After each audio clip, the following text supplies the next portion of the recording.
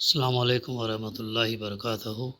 اعوذ باللہ من الشیطان الرجیم، بسم اللہ الرحمن الرحیم۔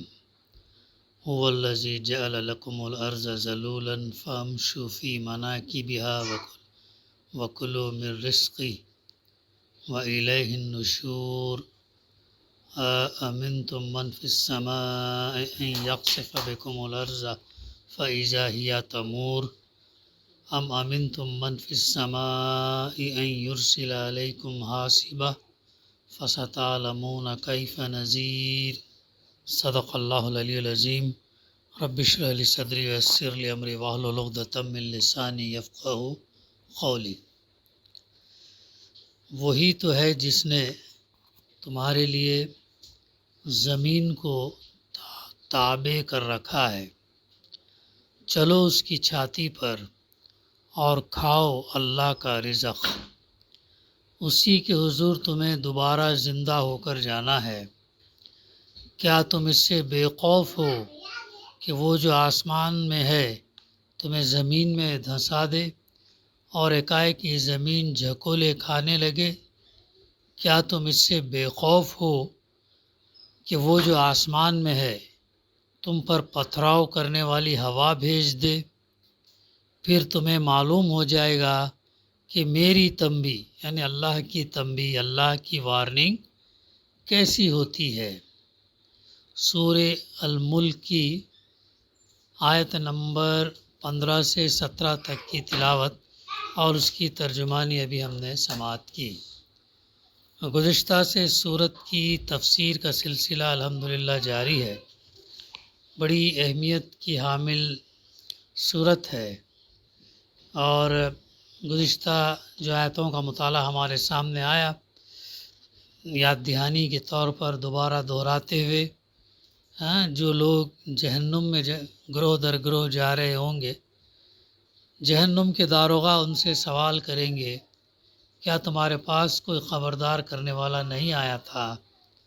حالانکہ وہ جان رہے ہوں گے، اس کے باوجود بھی وہ ان سے سوال کریں گے، تو وہ جواب دیں گے کہ ہاں ہمارے پاس خبردار کرنے والا یعنی نبی پیغمبر پاس آیا تھا، مگر ہم نے اسے جھٹلا دیا اور کہا اللہ نے کچھ بھی نازل نہیں کیا، تم بڑی گمراہی میں پڑے ہو۔ یہ بات وہ کہیں گے، اور نبی کی ہی باتیں ہیں قرآن مجید کے اندر، اور اللہ کے رسول صلی اللہ علیہ وسلم کی سیرت، احادیث، سنت، یہ تمام نبی کی ہی باتیں ہیں۔ اگر آج بھی انسان اس کو انکار کرے گا تو پھر وہی زمرے میں جائے گا۔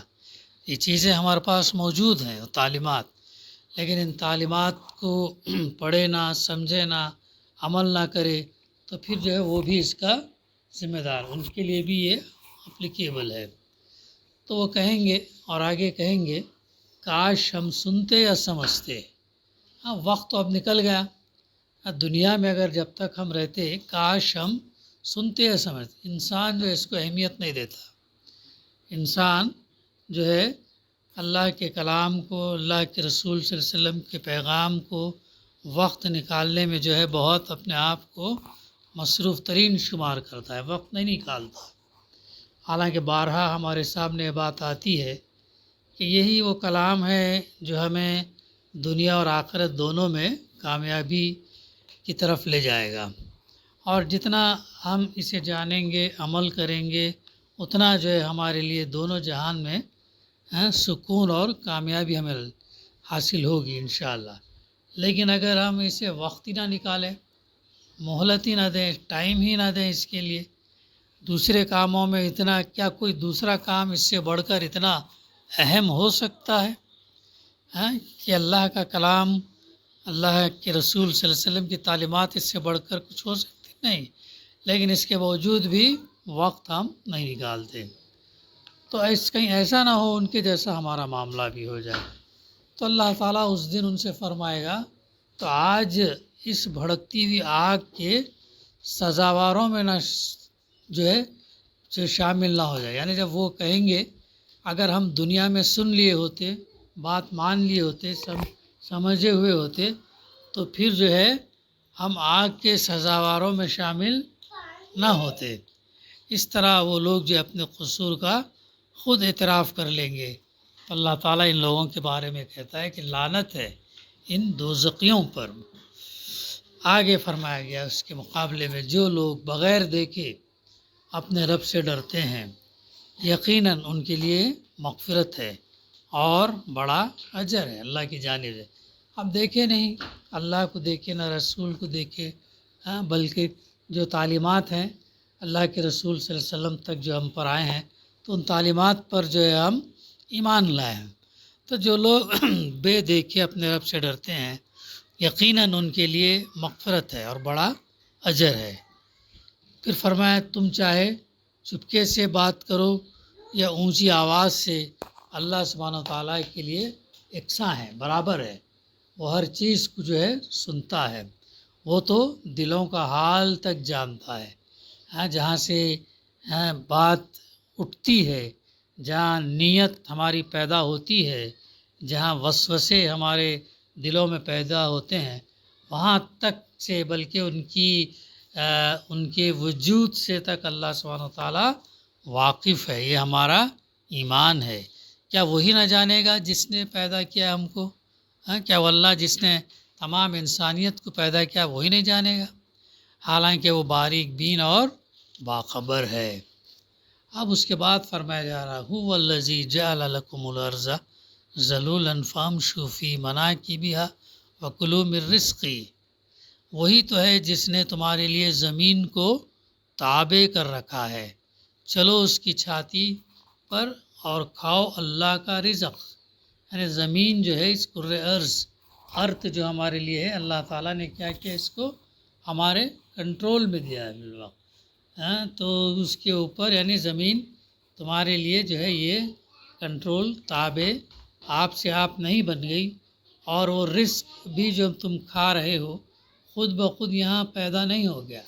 جو رزق ہم کھاتے ہیں گیہوں، چاول اور فروٹس وغیرہ دوسرے اناج غلہ، یہ خود اپنے آپ پیدا نہیں ہو گیا، بلکہ اللہ سبحانہ و تعالیٰ نے اپنی حکمت اور قدرت سے اس کو ایسا بنایا کہ یہاں تمہاری زندگی ممکن ہوئی، اور یہ عظیم الشان کرۂ ارض ایسا پرسکون بن گیا کہ تم اطمینان سے اس پر چل پھر رہے ہو، اور ایسا دسترخوان نعمت بن گیا کہ اس میں تمہارے لیے زندگی بسر کرنے کا بے حد و حساب سر و سامان موجود ہے۔ اللہ تعالیٰ ہمیں جو بات ہمارے سامنے بار بار آتی، 3 حصے پانی، 1 حصہ زمین بھی کتنا زیادہ ہے، لیکن اس پر اللہ سبحانہ و تعالیٰ کئی مخلوقات، نباتات، حیوانات، انسان، ان تمام کو اللہ تعالیٰ نے ان کا مسکن بنایا، رہنے اس کا گزر بسر کرنے کا وہ جگہ بنائے، وہ ٹھکانہ یہ کیا، اور اسی میں سے اللہ سبحانہ و تعالیٰ انسان کو رزق عطا فرماتا ہے۔ کتنی بڑی نشانی ہے، سوچے تو اگر کوئی بھی چیز ڈالو، وہی گیہوں، چاول، جوار یا دوسری ایسی چیزیں ڈالیں گے وہ بیج، تبھی اس میں سے پیداوار ہوتی ہے۔ اگر اس کے مقابلے میں کوئی اور چیز اگر ہم ڈالتے ہیں تو آرٹیفیشل چیز ہم ڈالتے ہیں، پلاسٹک کا سامان یا کوئی اور چیز ڈالتے ہیں تو پیدا نہیں ہوتا۔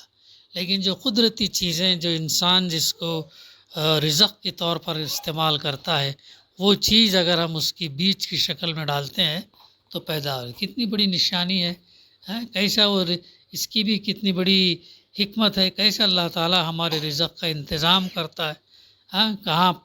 کہاں ڈالا ہوا گیہوں کا دانہ، کہاں اس کی فصل اٹھی، اور وہاں سے جو ہے کس مقام پر وہ پہنچا، اور پھر وہاں سے جو ہے ہم تک کیسے آیا، پھر ہم تک آنے کے بعد بھی چکی یا گرنی میں پس کر جو ہے ہم تک کیسے آتا۔ یہ تمام چیزیں اگر انسان غور کرے تو یہ بھی بڑی ایک نشانی ہے جو اللہ تعالیٰ یہ فرما رہا کہ زمین کو تابع کر رکھا ہے، اور چلو اس پر تم چلو پھرو، اور ساتھ ساتھ اللہ کا رزق، اللہ نے کیسے تم کو رزق عطا کیا، وہ رزق تم کھاؤ۔ اگر تم غفلت میں مبتلا نہ ہو اور کچھ ہوش سے کام لے کر دیکھو تو تمہیں معلوم ہو کہ اس زمین کو تمہاری زندگی کے قابل بنانے اور اس کے اندر رزق کے خزانے جمع کر دینے میں کتنی حکمتیں کار فرما ہیں، کتنی حکمتیں ہیں جو اللہ تعالیٰ نے اس رزق کا پیدا کرنا، اس رزق کا جمع ہونے کا انتظام اللہ تعالیٰ نے کیا ہے۔ تو یہ وہ نشانیاں بار بار اللہ تعالیٰ بیان کرتا ہے۔ ان نشانیوں کے ذریعے سے انسان جو ہے اس سے رہنمائی حاصل کرے۔ اسی کے حضور تمہیں دوبارہ زندہ ہو کر جانا ہے۔ ایک دفعہ تو ہماری پیدائش ہو گئی، اب یہ پیدائش ہونے کے بعد دوبارہ جو ہے ہم کو اللہ کے یہاں جانا ہے، یعنی زمین پر چلتے پھرتے اور اللہ کا بخشا ہوا رزق کھاتے ہوئے اس بات کو تم نہ بھولو کہ آخرکار الٹیمیٹلی فائنلی تمہیں ایک دن اللہ کے حضور حاضر ہونا ہے۔ یہ ہے وہ چیز جو ہمیں ہر وقت یاد رکھنا ہے، موت کو یاد رکھنا ہے، موت سے ڈرنا نہیں بلکہ موت کو یاد رکھنا اور اس کی تیاری کرنا۔ موت کو یاد رکھیں گے تو تیاری کریں گے۔ ہر دن ہمارے لیے کیا ہے؟ امتحان کا ایک پرچہ ہے۔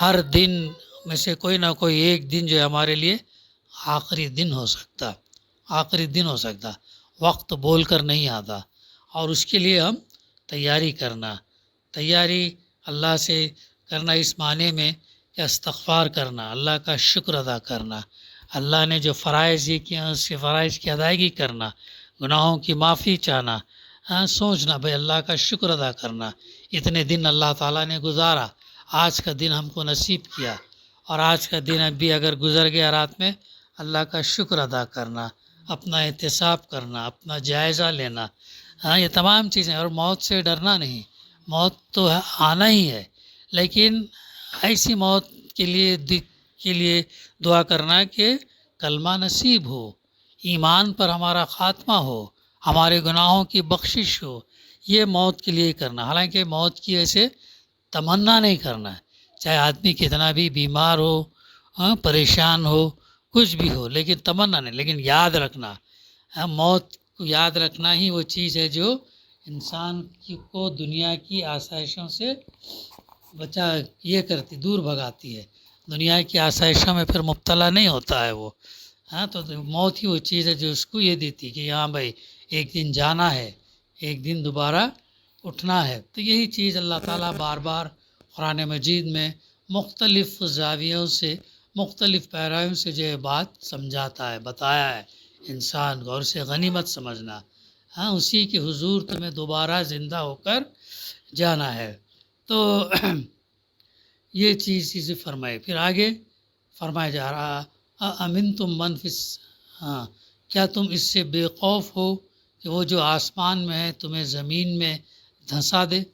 یعنی یہ بھی کتنی بڑی یہ ہے بات ہے کہ اس کا مطلب یہ نہیں کہ اللہ تعالیٰ آسمان میں رہتا ہے، بلکہ یہ بات اس لحاظ سے فرمائی گئی کہ انسان فطری طور پر جب اللہ کی طرف رجوع کرنا چاہتا ہے تو آسمان کی طرف دیکھتا ہے۔ دیکھا ہوگا ہم لوگوں نے بھی، بہت سارے لوگ اللہ ہے الحمدللہ ایسا اشارہ جاتا ہمارا، دعا کرتے ہیں اللہ، اشارہ ہمارا آسمان کی طرف جاتا ہے، وہ یہاں پر بتائیے دعا مانگتا ہے تو آسمان کی طرف ہاتھ اٹھتا ہے۔ کسی آفت کے موقع پر صبح سحروں سے مایوس ہوتا تو آسمان کا رخ کر کے اللہ سے فریاد کرتا۔